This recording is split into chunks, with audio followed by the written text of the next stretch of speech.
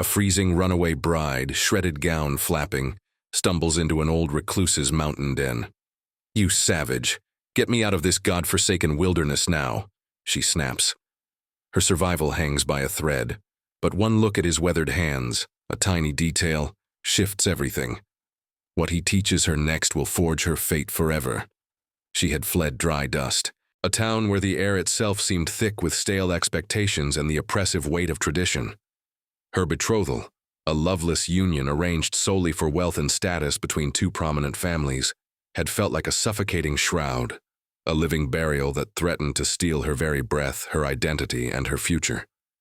In her youthful arrogance, shielded by the comforts of a grand house and the deference of servants, Isabella had been certain that the raw, untamed wilderness would offer a truer, more honest existence than the polite hypocrisy of her former life. She had envisioned rugged peaks and sweeping vistas, a grand, awe-inspiring stage for her newfound liberty, where her spirit could soar unburdened. She believed her inner self, though outwardly sheltered by silks and societal graces, possessed an innate resilience, a fierce independence that would see her through any hardship the wild might present. But the desert, with its vast, indifferent expanse, held no sentiment for human desires, no respect for a delicate lady's will or her desperate aspirations. It was a crucible of extremes, its days scorching enough to crack stone and wither bone, its nights piercingly cold, demanding a relentless reckoning from any soul foolish enough to challenge its sovereignty. The very silence was a profound weight, broken only by the rasp of her own ragged breathing and the mournful, ceaseless moan of the wind, a sound that carried no promise of rescue, only the chilling truth of her utter solitude. With each agonizing, weary step, the illusions she had clung to dissolved like morning mist under a merciless, rising sun. Her delicate slippers, designed for ballroom floors and manicured gardens, were long shredded, her feet now raw, blistered, and bleeding wounds against the unforgiving terrain of sharp stones and thorny brush. The fine silk of her wedding dress, once a symbol of purity and joyful union, now offered no warmth against the plummeting temperatures, no protection from the thorns and jagged rocks that tore at her skin, leaving crimson trails that stung with every movement. Her parched throat burned, a constant gnawing agony, each forced swallow a painful rasp that brought little relief. The vast, starry sky, which she had once admired from a comfortable window in her ancestral home, its patterns of familiar comfort, now loomed overhead like an infinite, indifferent eye, offering no solace, only an overwhelming sense of her own insignificance and terrifying isolation. The whispered promises of liberation from her desperate heart now mocked her with every shuddering breath, each one a testament to her profound misjudgment. She had sought freedom from an arranged marriage, only to find herself shackled by an iron grip of cold, hunger, and a bone-deep fear that whispered of a far more permanent end than any societal prison. This was a new, brutal cage, constructed by the very elements she had so naively embraced, stripping away every layer of her former identity. Her hands, once soft and accustomed to the gentle art of embroidery needles, were now scraped, torn, and trembling, bearing vivid witness to her losing battle against the indifferent wilderness. The acrid scent of dust and her own desperation filled her nostrils, replacing the sweet perfumes and polished wood of her past, marking her descent into a primal struggle for survival. As the moon cast long, skeletal shadows across the desolate terrain, Isabella's weakened senses began to perceive a subtle disquiet. It was not merely the howl of the wind or the distant cry of a coyote. There was a faint, rhythmic thrum, an almost imperceptible vibration beneath her torn boots, emanating from the ancient, brooding mountains that now loomed on the horizon. It felt less like a natural phenomenon and more like a resonant call, a deep-seated pulse from the very earth itself, as if the stones remembered something, or were awaiting someone. A shiver, colder than the night air, traced a path down her spine, a premonition that her flight had not led her to an empty wilderness, but to a place imbued with an older, watchful presence, a secret history waiting to unfold around her. She was not merely lost, she was being drawn. Her body, pushed beyond all limits, finally rebelled. Her legs gave way, her vision blurred, and the world spun into a dizzying vortex of cold and exhaustion. She crumpled to the frozen ground, the last flicker of her conscious thought consumed by the encroaching darkness. Yet, just before oblivion claimed her entirely, a faint golden light pulsed from the heart of the imposing peaks, a beacon in the terrifying blackness, promising not immediate salvation, but an undeniable, irreversible shift in her solitary, desperate journey towards a destiny inextricably linked to the forgotten heart of the wilderness and the solitary soul who guarded its secrets. A chill so profound it seemed to emanate from the very bedrock of the world seeped into Isabella's bones, slowly drawing her back from the velvet embrace of unconsciousness. Her eyes fluttered open, heavy with the dust of exhaustion, and at first registered only the swirling patterns of a dream, a half-remembered vision of towering rock faces bathed in an ethereal golden glow. But as awareness sharpened, she felt the rough, unyielding texture of animal fur beneath her cheek, a stark contrast to the silken sheets of her past. The air, though biting, held the faint smoky tang of a hearth fire, and the resinous scent of pine, smells alien and yet strangely compelling after the dry, sterile air of the desert. She was no longer lying on the freezing open ground. A rough spun blanket covered her, surprisingly warm, though her body still shivered from the memory of the night's relentless cold. Her gaze slowly traveled upwards, past the rough-hewn logs of a ceiling, to a small opening that served as a window, revealing a sliver of dawn-streaked sky. She had stumbled into a dwelling, a refuge. But whose? A deep, resonant silence enveloped the space, broken only by the crackle of a distant fire and the muted whisper of the wind against thick, sturdy walls. Her eyes, still adjusting, moved around the dim interior, taking in the spare, purposeful arrangement of hunting tools, dried herbs hanging from rafters and rough-hewn furniture. Then her gaze fell upon him. He sat by the low stone hearth, his back to her, a figure carved from the very essence of the mountain. His silhouette was broad, stoic, an ancient sentinel presiding over his domain. He was old, that much was clear, his hair a shock of white that seemed to gather the dim light of the cabin, but his posture held the quiet, unbending strength of an oak tree that had weathered 1,000 storms. His presence filled the small space, not with aggression, but with an immense settled weight, as though he and the rocks outside were one and the same. This was Jonas, the hermit of the peaks, a man woven into the fabric of the wild, a relic of a time when men measured their worth against the vast indifference of nature itself. He had watched her from afar, a pathetic specter of silk invading his silent sanctuary, and in that moment, she was not a desperate woman in need of aid, but an unwelcome disruption to decades of self-imposed solitude. Isabella, despite her profound weakness, felt a surge of indignation. The remnants of her former life, the ingrained expectations of privilege and deference, still clung to her like the tatters of her ruined gown. She pushed herself up, wincing as raw muscles protested, her voice raspy, yet infused with an imperious tone that had once commanded servants. She did not plead, she demanded, her voice betraying the ingrained arrogance of a lady from dry dust. She accused him, a man of the mountain, of being a savage, her eyes sweeping over his simple, rugged home with disdain, seeing only primitive discomfort rather than a testament to hard-won survival.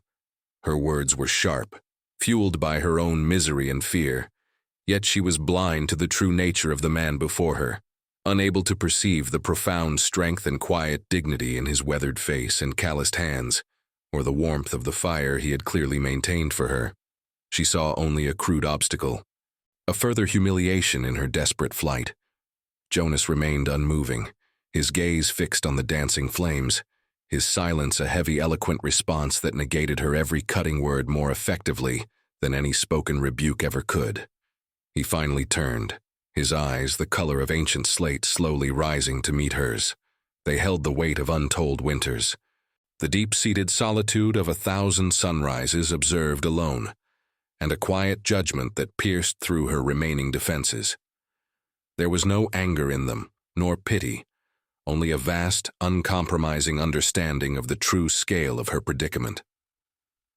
In that gaze, Isabella felt the last vestiges of her pampered past crumble. She was no longer Isabella, the well-to-do daughter of a prominent family.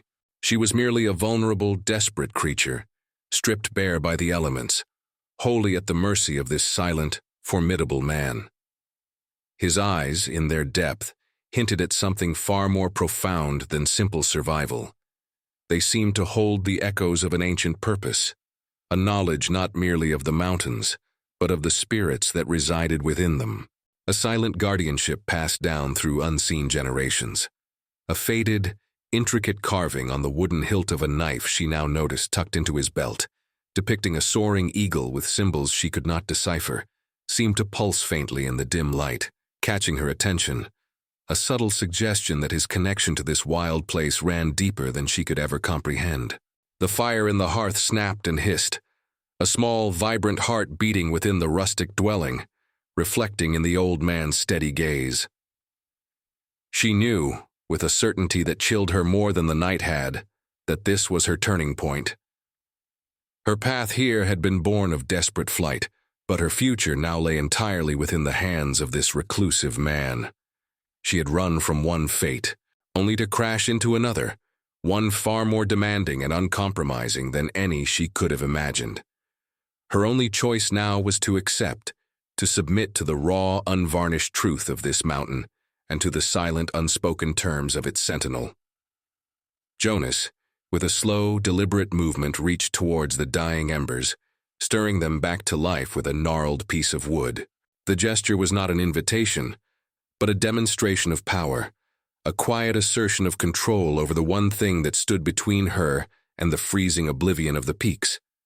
As the flames leaped higher, casting long, dancing shadows, Isabella understood. She would not be pampered here, nor would her demands be met. If she was to survive, she would have to earn it, to become something entirely new, something forged in the silent crucible of the mountain. Her old world was irrevocably behind her, and the threshold she had crossed was not just into a cabin, but into a life utterly beyond her understanding, one governed by the unforgiving laws of the wild and the unspoken expectations of its solitary master.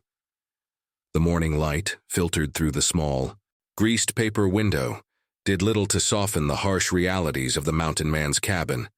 Isabella sat on a rough-hewn bench, wrapped in the wool blanket Jonas had offered, her body aching, her mind reeling. The encounter had not been one of welcoming warmth, but of silent, challenging assessment. Jonas moved with the unhurried grace of a creature entirely at home in its environment, his every action deliberate and efficient. He prepared a simple meal of smoked meat and tough, flat bread, offering no words, no comfort, only the sustenance required for survival. He placed a wooden bowl before her, his gaze unwavering, as if daring her to refuse. The food was coarse, unfamiliar, yet the gnawing hunger that had become her constant companion made it taste like ambrosia. She ate in silence, acutely aware of his presence, the weight of his watchful eyes. This was her new world, a stark contrast to the velvet cushions and polished silverware of dry dust. The cabin was small, sturdy, a fortress against the brutal elements, built with an intimate knowledge of the mountain's whims. Its walls were thick logs, chinked with moss and clay, smelling of pine resin and years of wood smoke. Furs hung from pegs, drying herbs swayed gently in the drafts, and a collection of hunting implements, axes, knives, traps, stood ready for use. Every object had a purpose, every space was utilized. There was no frivolity, no ornamentation, only the raw, honest necessities of a life lived on the edge. For Jonas, this was not merely a dwelling. It was an extension of himself, a reflection of his own resilience and self-reliance. For Isabella, it was an alien landscape, a testament to existence she could barely fathom, stripped of all the comforts and social graces she had once taken for granted. The tension between them was palpable, a silent dialogue of distrust and unspoken expectations. He was a recluse, a ghost of a man who had chosen solitude over society. She was a refugee, a fragile, desperate woman thrust into his ordered, solitary world. His eyes, though ancient, missed nothing. The tremble in her hands as she ate, the involuntary shiver that still coursed through her, the lingering pride in her posture even amidst her brokenness. He saw not a lady, but a creature ill-equipped for the demands of his life, a disruption. Yet something in her desperate flight, perhaps the sheer audacity of her journey, held his interest, or at least his reluctant attention. He knew, with the deep intuition of one who lived close to the earth, that she had nowhere else to go. The mountain was a relentless judge. It would have claimed her had he not intervened. His act of rescue, however, was not born of charity, but a grim understanding of the mountain's swift justice. As the sun climbed higher, casting clearer light into the cabin, Isabella noticed a small, leather-bound journal tucked beneath a stack of dried pelts near Jonas's sleeping furs. Its cover was worn smooth with age, the edges softened by countless readings, yet she could just make out a faint, elegant inscription on the front, almost completely faded by time. It was a single initial, E. The intricate script seemed entirely out of place in this rugged setting, hinting at a past Jonas had meticulously buried, a connection to a world he had long abandoned. It was a whisper of a life far different from the one he now led, suggesting that perhaps he too was a refugee, albeit a willing one, from a sorrow that had driven him to these silent peaks. The thought that he too carried a hidden history, a secret burden, softened her own hardened heart, even if only for a fleeting moment. The meal finished, Jonas finally broke his silence, his voice a low rumble, weathered like the stones of the mountains themselves. His words were not a question, nor an invitation, but a statement of immutable fact, outlining the stark reality of her situation. He offered not comfort, but a sanctuary, a temporary reprieve from the gnawing indifference of the wild. But this shelter came with a price, a condition that left no room for negotiation. The mountain demanded effort, and so would he. Her hands, once accustomed to delicate needles, would now learn the feel of raw wood. Her feet, once graced by silk, would now learn the unforgiving paths of stone and snow. He did not offer warmth for its own sake, but only in exchange for utility, for a contribution, for an unwavering respect for the harsh, unyielding rules of this wild, untamed place. The fire in the hearth crackled, a warm, flickering heart in the cold cabin, a reminder that while the mountain could take, it could also provide, but always on its own formidable terms. The days that followed blurred into a relentless cycle of unfamiliar chores and aching muscles for Isabella. The silk gown, a constant reminder of her foolish flight, was reluctantly cast aside, replaced by rough-spun clothes Jonas provided. Too large for her frame but warm against the mountain's chill. She learned through gritted teeth and bruised fingers the rhythm of survival. There was wood to chop, an endless task that left her palms blistered and raw, the scent of pine sap and exertion clinging to her skin.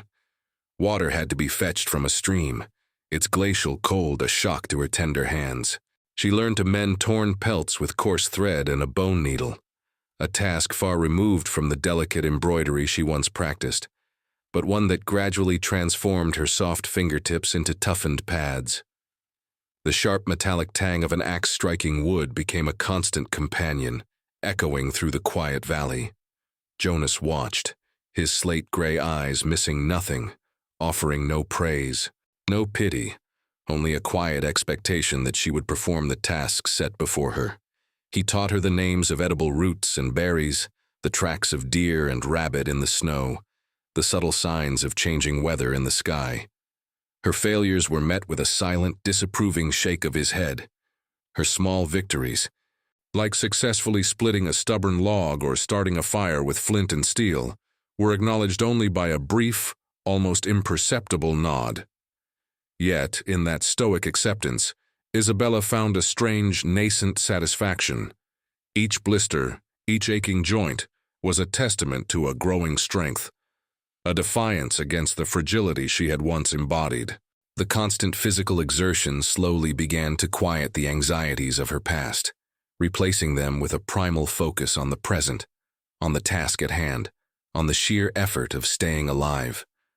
The quiet of the cabin, once so intimidating, began to feel less like a void and more like a canvas for her own emerging resilience.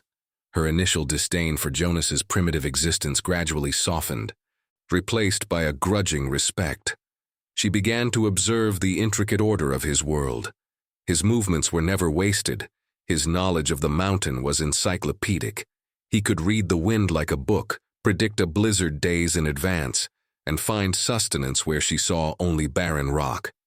She started to understand that this was not a life of deprivation, but one of profound, intentional harmony with the wild. Slowly, almost imperceptibly, a transformation began to take root within her.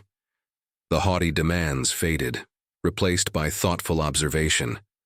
Her ears, once attuned to salon gossip, now listened for the rustle of leaves, the distant cry of a hawk, the subtle shifts in the wind. The mountain, under Jonas's harsh but honest tutelage, was not merely breaking the pampered bride. It was beginning to forge a woman capable of standing on her own. One cold afternoon, a fierce mountain fever swept through the valley, afflicting Jonas with a sudden, debilitating illness. His usually steady hands trembled, his brow burned with heat, and his breathing became shallow and ragged. Isabella, though still new to this harsh life, felt a jolt of fear. Without him, she would surely perish. As she tended to his fevered body, fetching cold compresses and trying to make him comfortable, she noticed his medicine bag, a small deerskin pouch, lay untouched. Remembering an old servant's tales from dry dust, whispers of folk remedies for fever, she began to rummage through the herbs Jonas had meticulously dried and stored, recognizing a few from her own limited knowledge. Her soft hands, now calloused and capable, crushed dried willow bark into a bitter tea, and she prepared a poultice of wild mint for his burning forehead, her actions deliberate, infused with a newfound resolve. It was not the brute strength of chopping wood, but a quiet, nurturing competence that emerged.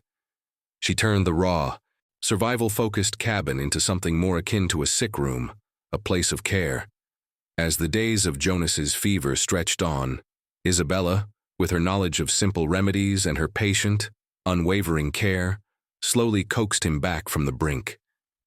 His fever finally broke, leaving him weak but undeniably recovering. His eyes, when they finally opened clearly, met hers with a gaze that held a depth of silent gratitude and a dawning respect she had not seen before. She had not only survived in his world, but had proven her worth, not with an axe or a trap, but with a different kind of strength, a quiet resilience of spirit, and an innate capacity for healing and comfort. The cabin, once a mere shelter, now felt more like a home, warmed not just by the hearth fire, but by the shared vulnerability and mutual unspoken care. Yet, this fragile peace, this growing trust, was about to be shattered. One crisp morning, as Isabella returned from gathering water, her eyes, now accustomed to the subtle signs of the wild, caught sight of something deeply unsettling. Fresh tracks, too large and too numerous to be mere wildlife, scarred the thin layer of snow leading up the winding path to the cabin. These were human tracks, and they were heading directly towards their sanctuary, announcing, with a chilling clarity, that the isolation they had so carefully cultivated was about to be brutally invaded.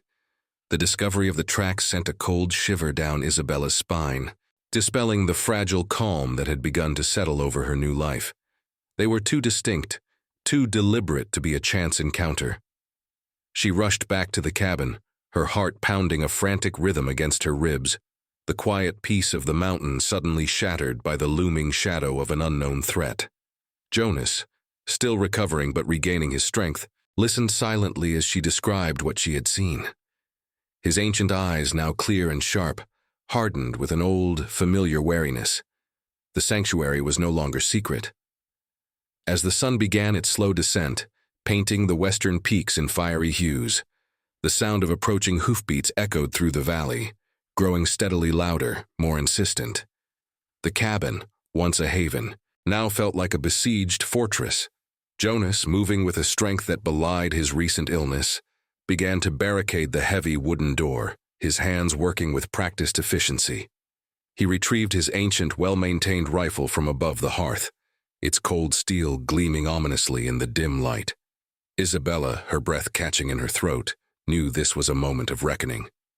Her past, the world she had so desperately fled, was here, beating at their door.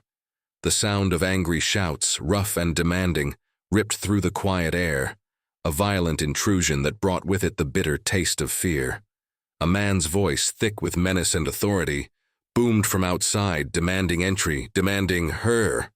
It was her father's foreman, a man named Silas, notorious for his ruthless loyalty and heavy hand. He had a reputation in dry dust as a brutal enforcer, and his presence here meant her father's wrath had finally caught up to her. Silas, with a small group of heavily armed men, intended to drag her back to the life she had abandoned, to the arranged marriage, to the suffocating confines of her former existence. He saw her as property, a runaway asset to be reclaimed, and Jonas, the solitary old man, as a mere obstacle. The foreman's voice, a gravelly pronouncement of his intent, threatened to burn the cabin to the ground if she was not handed over. Jonas stood tall, his rifle held steady, his gaze fixed on the door. He was a sentinel, ready to defend his home and, by extension, the fragile life he had inadvertently saved. But Isabella knew brute force alone would not prevail against such numbers. Her mind, sharpened by weeks of mountain survival, began to race. She had learned the subtle ways of the mountain from Jonas, its hidden weaknesses and formidable strengths. She remembered Jonas speaking of the steep, treacherous path that led to a small, unstable rockslide, a natural trap known only to a few. A desperate plan began to form, a daring gamble that relied on the mountain itself becoming their ally. "There's another way," she whispered to Jonas, her voice surprisingly steady, her eyes meeting his with fierce determination. She quickly described the hidden path, the precise spot where a well-placed lever of logs could trigger a controlled slide, blocking the approach. Jonas, a man of few words, listened intently, his expression unreadable. He saw the flicker of strategic brilliance in her eyes, a testament to how far she had come from the pampered lady. He saw not a frightened girl, but a woman forged by the wilderness, capable of thinking like the mountain itself. With a silent nod, he passed her a smaller, sturdy axe, a gesture of profound trust. As Silas and his men began to batter at the door, growing increasingly impatient, Isabella slipped out through a hidden rear exit Jonas revealed, moving like a shadow through the gathering dusk. She scrambled up the steep, treacherous slope, her every muscle straining, the axe heavy in her hand. The biting wind whipped at her face, but she ignored it, her focus absolute. She reached the precarious rock slide just as the foreman's men managed to splinter the cabin door, their triumphant shouts echoing up the mountain. With a primal roar born of desperation and newfound strength, Isabella plunged the axe into the key log, leveraging it with all her might. The earth groaned, the ancient stones shifted, and with a thunderous roar, cascade of rocks and debris tumbled down the narrow path, blocking it entirely, trapping Silas and his men at the base of the mountain, cutting off their escape and their assault. Returning to the shattered cabin, breathless but victorious, Isabella found Jonas standing amidst the splintered wood, his rifle lowered. His eyes, full of a quiet awe, met hers. The threat was neutralized, at least for now. The air, thick with the scent of pine and gunpowder, now carried a subtle shift, a quiet understanding between them. In the tense aftermath, sitting by the rekindled hearth, the firelight dancing across their weary faces, the unspoken truths began to surface. Jonas, his voice rough with disuse, spoke of the pain that had driven him to the peaks decades ago, the loss of his beloved family to a ruthless band of outlaws, leaving him with an unfillable void and a deep mistrust of the outside world. Isabella, in turn, confessed the suffocating loneliness of her arranged life, the betrayal of her own family, and the profound sense of being unseen, unvalued. Before she found herself lost on the mountain, their vulnerabilities, once hidden deep, were now laid bare, sealing a bond born not of convenience, but of shared brokenness and mutual, hard-won respect. They were two outcasts, two souls battered by life's storms, who had, against all odds, found a fragile, unexpected sanctuary in each other. The night settled around them, a heavy blanket of silence that was no longer lonely but comforting. The shattered door of the cabin, a stark reminder of the violence they had faced, lay open to the cold. But from the darkness just beyond the threshold, a faint, almost imperceptible gleam caught Isabella's eye.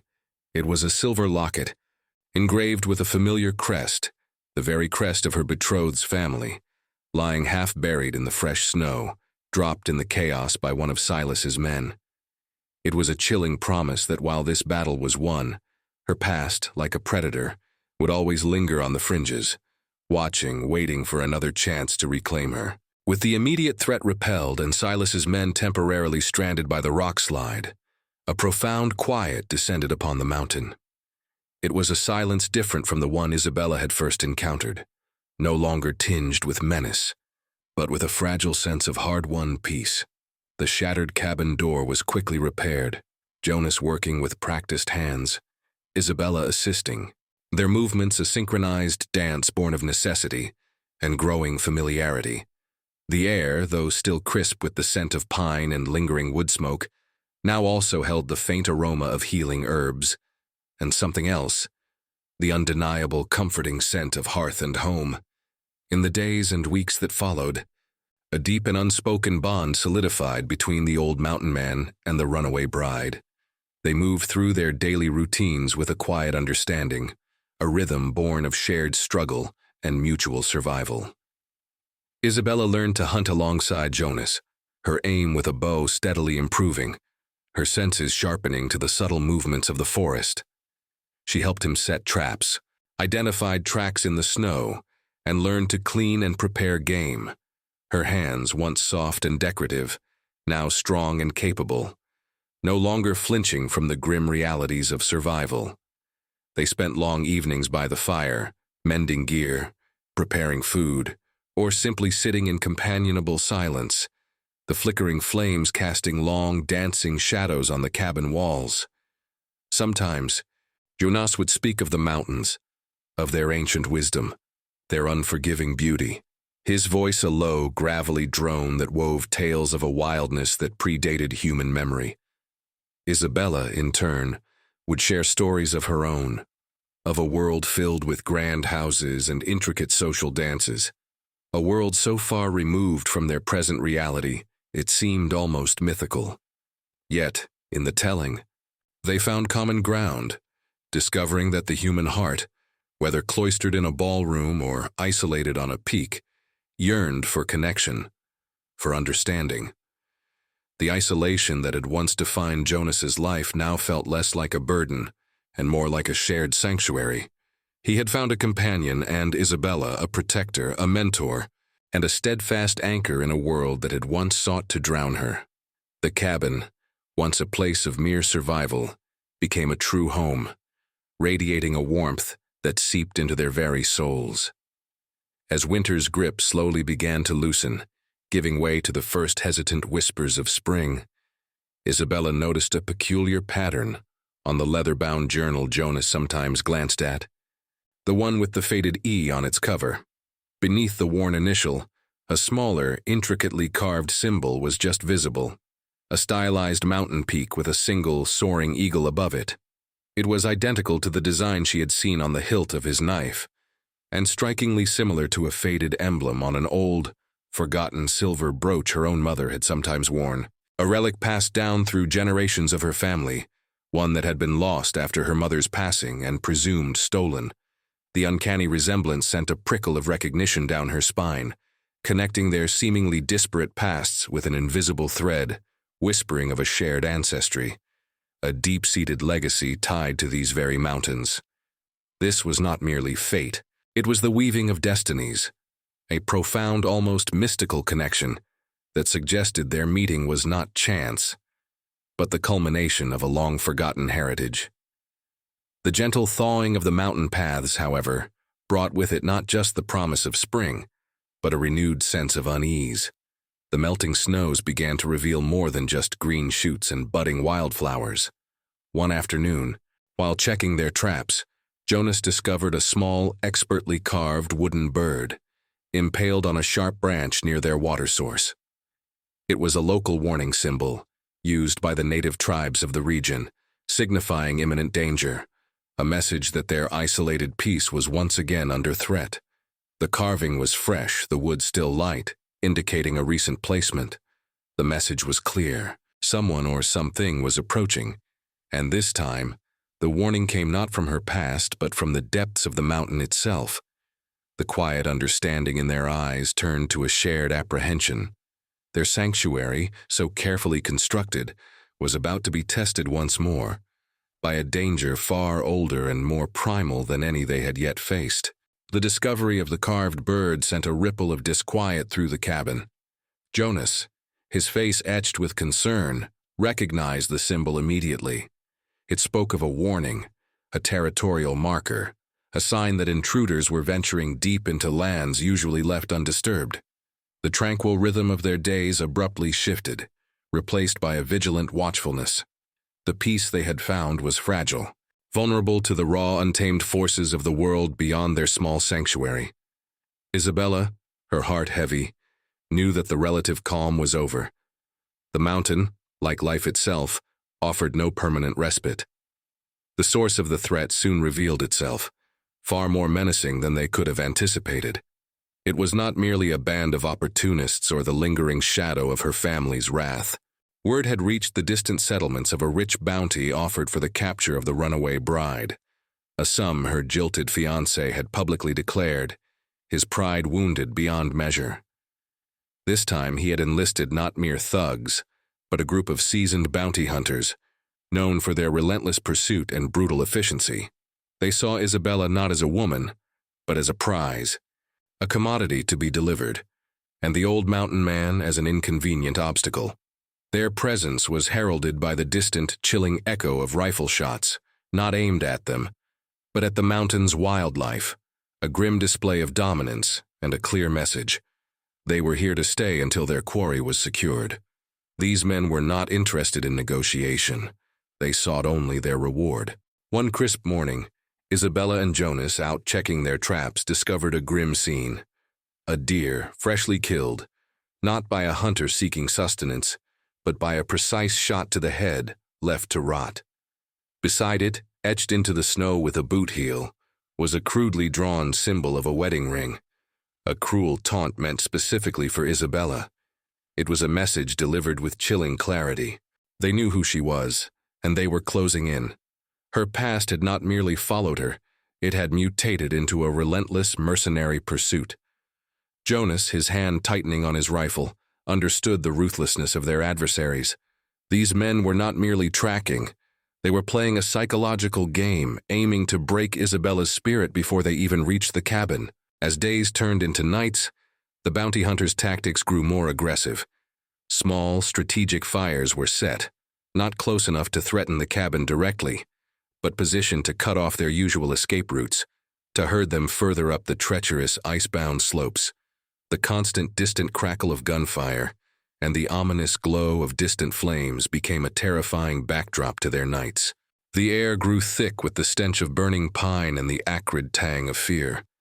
The sanctuary, once a symbol of protection, now felt like a trap, its formidable defenses turned inward, sealing them off from the outside world. Jonas, ever practical, had begun to ration their dwindling supplies, preparing for a siege. Isabella knew that Jonas, even with his unmatched knowledge of the mountain, could not hold out indefinitely against such determined and well-armed men. His age, despite his resilience, was a factor. Her presence had brought this danger to his doorstep, imperiling the only man who had ever truly offered her refuge. A profound sense of guilt gnawed at her, overshadowing her own fear. She had found a home, a family, and now, through no fault of his own, Jonas was risking his life for her. His quiet strength, his unwavering protection, had woven themselves into the fabric of her soul, making the thought of his harm unbearable. One night, under the cold, indifferent gaze of a sliver moon, Isabella made a choice that tore at her very being. She approached Jonas, her voice barely a whisper against the mournful wind that rattled the cabin's logs. She spoke of a desperate plan, a sacrifice she felt compelled to make. She would offer herself to the bounty hunters, drawing them away from the cabin, leading them on a wild chase through the most perilous, unfamiliar parts of the mountain. It was a gamble, a desperate attempt to buy Jonas time, to secure his safety, even if it meant her own capture, her own return to a life she dreaded.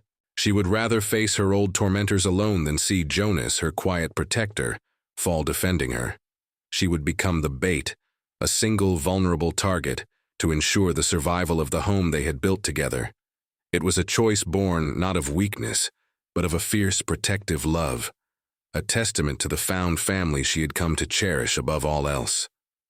Her words hung in the air, heavy with the weight of her decision, a silent declaration of the depth of her transformation. The runaway bride was gone. In her place stood a woman willing to sacrifice everything for the man who had shown her true strength. The dawn that followed Isabella's declaration broke with an unnatural stillness, the air sharp and frigid, carrying the faint, acrid scent of distant wood smoke. Jonas, his ancient eyes filled with a conflict of love and grim acceptance, had listened to her plan, recognizing the fierce resolve in her voice. He knew, with the deep, intuitive wisdom of the mountains, that this was not merely a selfless act, but the only viable path to protect their fragile sanctuary. They moved with a quiet, desperate efficiency, preparing for the inevitable. Jonas, with a solemn gesture, presented her with a small, intricately carved compass he had always kept hidden. A family heirloom, he revealed, for finding one's true north, even when lost. It was a tangible piece of his past, offered as a beacon for her future. As the sun climbed, casting long, stark shadows across the peaks, Isabella, wrapped in a coarse, dark cloak Jonas had given her, slipped out of the cabin's concealed rear exit. Her heart hammered against her ribs, a drumbeat of terror and determination. She knew the bounty hunters would be watching the main approach. Her plan was audacious, to draw them away from the cabin, to lead them on a wild, circuitous chase through the most perilous and unfamiliar parts of the mountain, places only Jonas truly knew. She moved like a phantom, her steps light and swift, her new, hardened senses alert to every rustle, every distant sound. The snow, still lingering in shaded crevices, made her movements slow, arduous, but also allowed her to leave just enough of a trail to be followed. It wasn't long before the shouts erupted, echoing from below, confirming her discovery. The bounty hunters, lured by her carefully laid tracks, had taken the bait. Silas, the foreman, was among them, his voice raw with a triumphant sneer, believing he had finally cornered his quarry. Isabella pushed herself onward, her lungs burning, her muscles screaming in protest. She led them higher, towards a notoriously treacherous ridge, a place of crumbling rock faces and icy ledges, where a single misstep meant a plummet into the abyss. This was Jonas's domain, a natural labyrinth that twisted and turned, disorienting those unfamiliar with its secrets. She employed every trick Jonas had taught her, faking trails, utilizing natural cover, moving with the deceptive silence of a mountain cat. The chase became a brutal ballet of pursuit and evasion. The bounty hunters, powerful and arrogant in their numbers, believed their brute force would conquer the mountain. But Isabella, armed with Jonas's intimate knowledge of the terrain and her own fierce cunning, turned the mountain into her ally. She led them through narrow passes where the wind howled like a banshee, across icy streams that numbed their feet, and up crumbling slopes where their horses struggled, then eventually had to be abandoned. Their confidence slowly eroded, replaced by frustration and growing exhaustion. As they reached the treacherous ridge, a place where the air itself seemed thin and sharp, Isabella executed the final, most audacious part of her plan. She had led them to a hidden grotto, a deceptive hollow nestled in the cliff face, appearing to be a dead end. She slipped into its mouth, knowing they would follow, believing they had her trapped.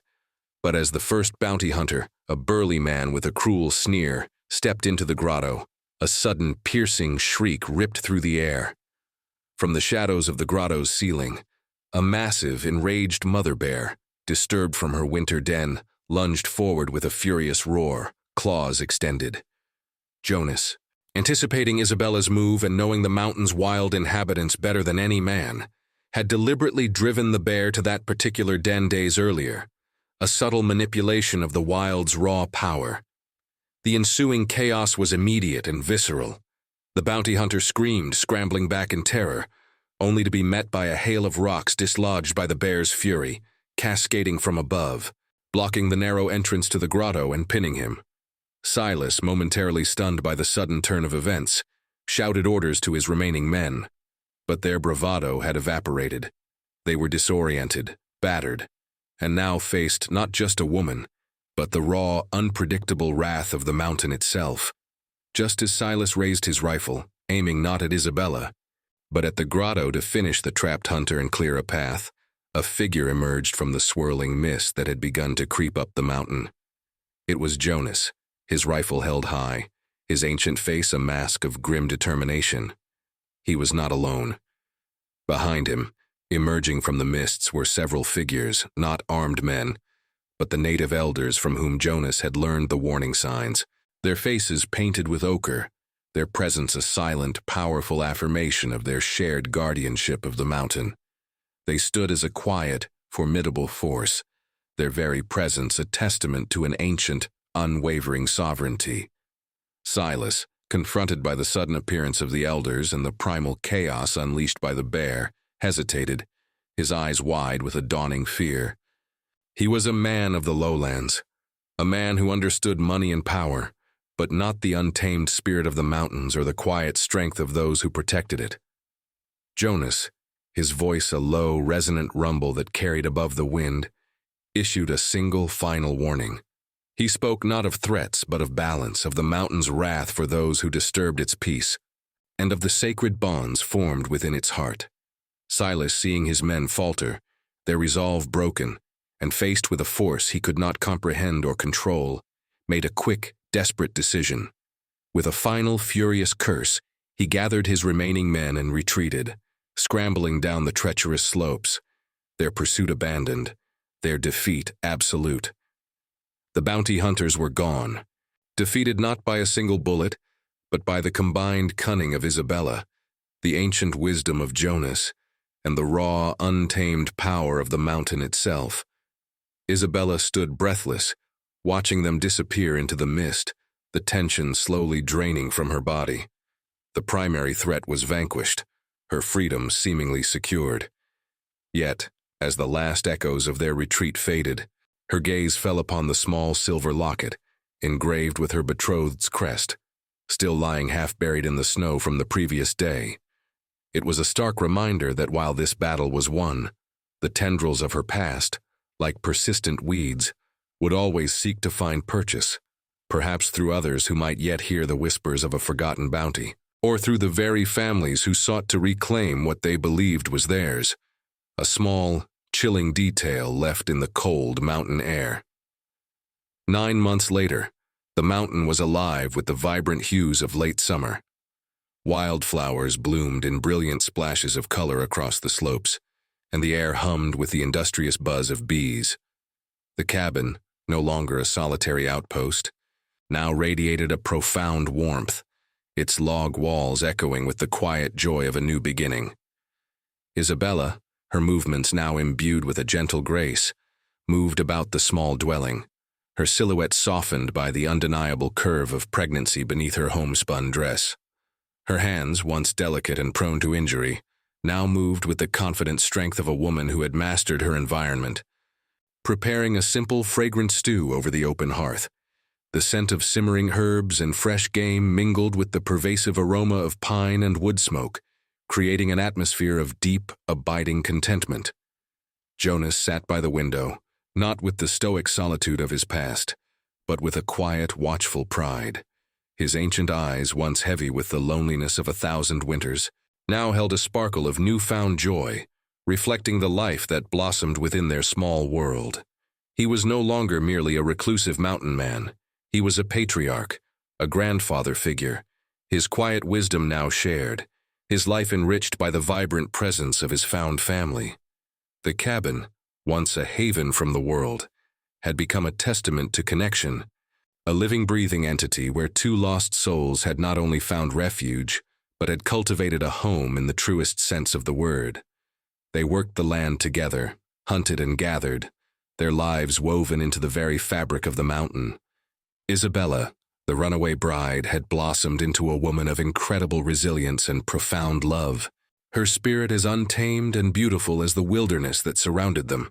One crisp afternoon, as the sun dipped towards the western peaks, casting long golden rays across their small clearing, Isabella sat beside Jonas on the porch. The air was still, save for the gentle whisper of the wind through the pines. She reached out, her hand finding his, her touch a silent acknowledgement of their journey. Jonas, with a soft, knowing smile, presented her with a small, beautifully carved wooden bird, not the warning symbol from months ago, but a swallow, representing hope and safe return. As he placed it in her palm, he revealed a truth long held secret, the ancient mountain crest, the one etched on his knife and hidden in her mother's brooch, was a symbol of his own lineage, a line of guardians stretching back generations, tasked with protecting these very mountains. And her mother, he gently revealed, had been his own estranged daughter, a woman who had, like Isabella, fled the constraints of a distant arranged life, only to eventually return to her mountain roots in secret, seeking solace and understanding from her father before she was forced back to her conventional world.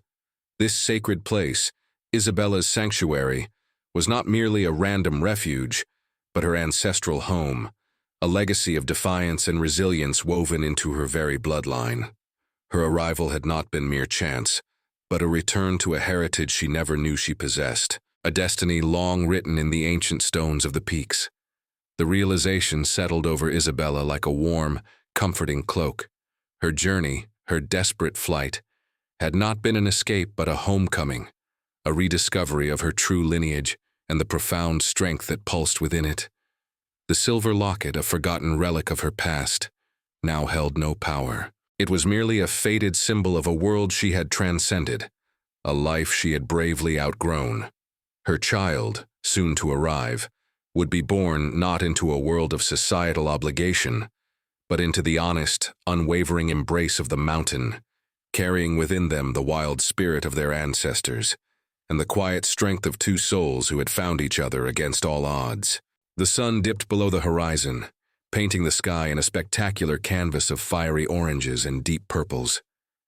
The world was vast, often cruel, but within the walls of their humble cabin, a profound peace resided. It was a peace earned through hardship, forged in sacrifice, and nurtured by a love that defied all expectations. This was their story, a testament to the enduring truth that courage is not found in grand gestures, but in the quiet, unwavering resolve of the heart. Family is not merely given by blood, but built with unwavering loyalty and fierce protection, created in the sacred spaces where two broken souls find solace in each other. And home, in its truest, most profound sense, is never merely a place, but an indelible feeling, a feeling of absolute belonging, of unshakable safety, found only in the unwavering embrace of those who see your true self and cherish it above all else. Did you enjoy this journey? Tell us from what corner of the world you're watching this story from. Leave your comment, and to make sure you don't miss the next adventure, subscribe to the channel.